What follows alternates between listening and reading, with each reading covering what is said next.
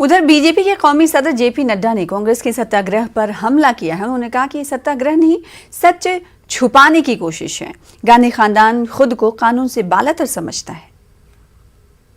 नहीं है, ये असत्य के लिए आग्रह है और सच बात तो ये है कि सत्य को ग्रहण लगाने की कोशिश है। यह विषय जो उठा रहे हैं कांग्रेस पार्टी वाले, ये न देश के लिए है आवश्यक, न ही पार्टी के लिए। ये एक परिवार को बचाने की एक कुत्सित प्रयास है और परिवार को ही बचाने का प्रयास चल रहा है। करोड़ों रुपए का घोटाला हुआ है। उस घोटाले के बारे में एजेंसीज को जवाब देना ये उनकी आवश्यकता है और यही करने की आवश्यकता है। लेकिन यह परिवार अपने आप को देश से ऊपर, कानून से ऊपर समझता है।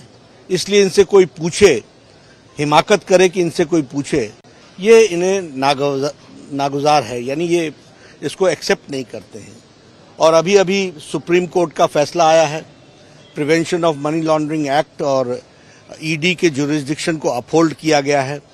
कानून अपना काम कर रहा है और कानून के सामने विषयों को रखना ये किसी भी व्यक्ति का अधिकार भी है और यही आवश्यक है।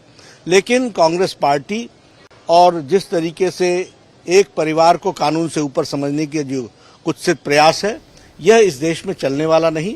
देश कानून से चलता है, देश नियमों से चलता है और नियम सबके लिए बराबर है और नियम पार्लियामेंट की कार्रवाई